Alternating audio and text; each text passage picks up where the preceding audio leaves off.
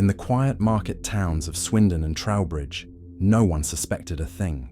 But behind the closed doors of suburban homes, a multi-million-pound drug empire was growing. Led by two brothers, Warren and Kelroy Allison, together they moved beyond the street game and began importing massive quantities of cocaine and heroin, sourced through contacts in the Netherlands, Jamaica, and even South America. The brothers laundered their profits through front businesses, car washes, rental properties, and high-end boutiques. They drove Bentleys, wore designer clothes, and lived in gated mansions. This is the story of the Allison brothers, their rise to power, the encrypted empire they built, and the police operation that finally brought them down. The Allison brothers were born and raised in the Midlands of England, growing up in a neighborhood marked by poverty, limited opportunity, and rising crime. By the late 2000s, both Warren and Kelroy were heavily involved in street-level dealing. But they weren't like the rest. They had bigger ambitions. Warren, the elder brother, was the brains, calculated, strategic, and ruthless when necessary. Kelroy was the enforcer, charismatic, intimidating, and fiercely loyal to the operation. The operation began in early 2016. At the heart were brothers Warren Allison from Swindon and Kelroy Allison, based in Trowbridge.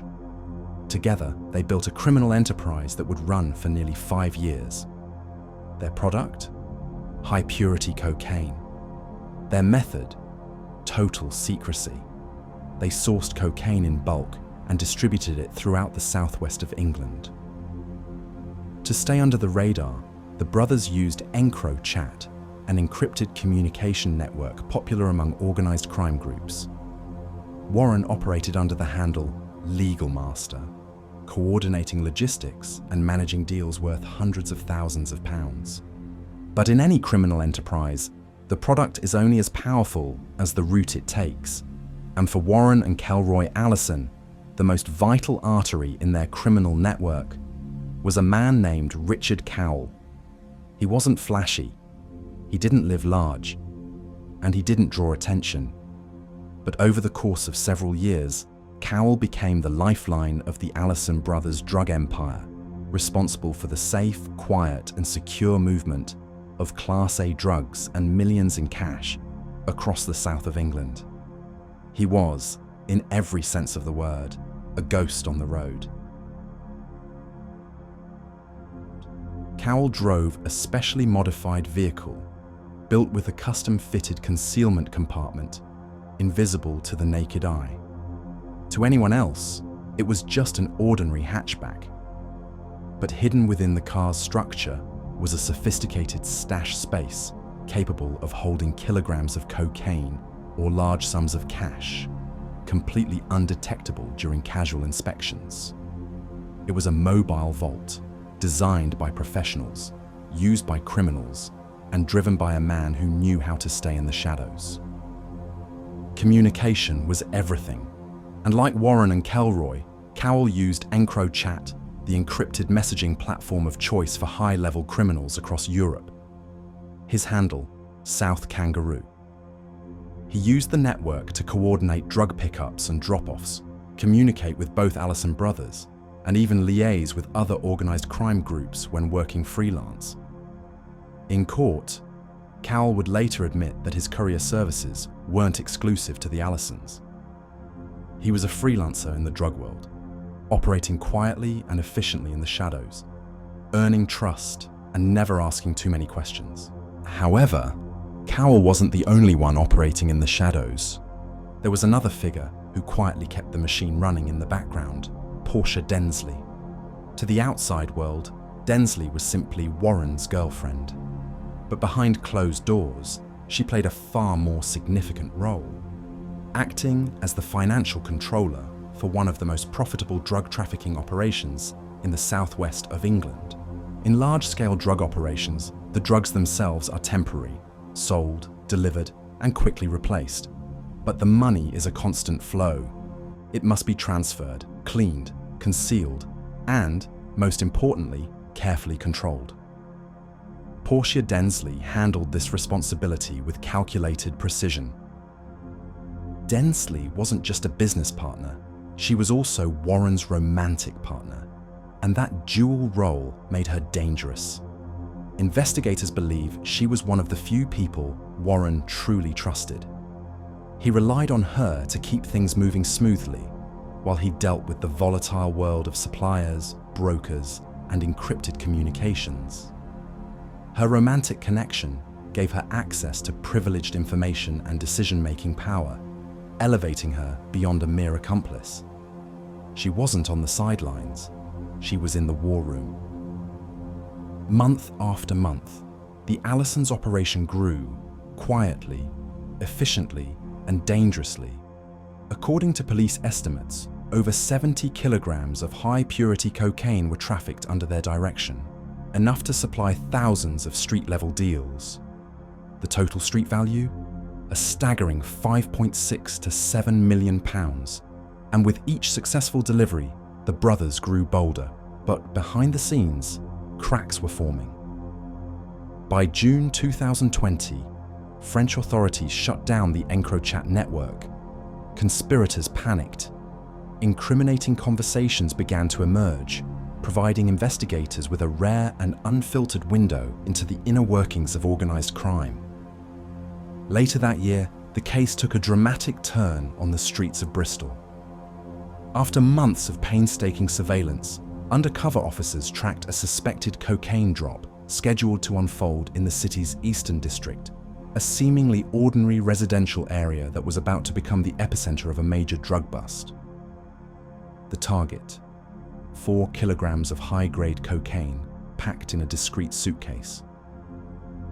The recipient: none other than Anthony Burke, cousin to Warren Allison and a trusted foot soldier in the operation. Hidden surveillance cameras were already rolling when Burke stepped onto Ronaine Walk, calm and unsuspecting. Within seconds, a courier approached and handed him the suitcase. It looked like just another quiet exchange between neighbors. But behind the scenes, tactical teams were poised, radios crackling, awaiting the signal. Moments later, chaos. Officers in full gear stormed the property, executing a precision raid. Burke was taken down before he could even open the case. Inside, pure, uncut cocaine worth hundreds of thousands on the street. The footage, later played in court, was damning. This was no small-time operation. This was the moment the Allison drug empire cracked wide open. As police followed the paper and digital trail, the net widened. 2 key Albanian suppliers, Lidian Hoxha and Pshita Pisha, quickly vanished, fleeing the UK as arrest warrants closed in. But authorities had already amassed enough evidence to link them to the conspiracy. They weren't alone. Investigators also arrested Enid Alico, a shadowy figure who provided encrypted Sky ECC devices and served as a critical middleman between the Albanian suppliers and the Allisons. When the case finally went to trial, the defense strategy was almost laughable in its boldness. Warren Allison, his brother Kelroy, and their courier Richard Cowell stood in court and claimed the entire operation was a misunderstanding, that those encrypted chats, meticulous ledgers, and intercepted packages had nothing to do with cocaine. Their story, the messages and records referred to a counterfeit clothing business. According to them, the 4-kilogram delivery intercepted in Bristol wasn't drugs, just fake designer trousers and shirts. But the jury didn't buy it. Prosecutors came armed with a mountain of evidence: decrypted chat logs, bank transfers, audio voice notes, hours of surveillance footage, and most damning of all, Kelroy's handwritten ledgers spelling out weights, payments, and drop locations with military precision. Even the usernames told a story. Warren's EncroChat handle, Legal Master, was traced directly to communications coordinating deliveries, payments, and negotiations with suppliers. The courtroom watched in silence as every defense argument unraveled. The facade collapsed. The jury, now seeing the true scale of the deception, returned guilty verdicts across the board.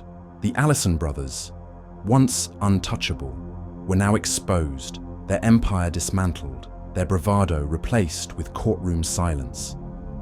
The game was over. The walls had closed in.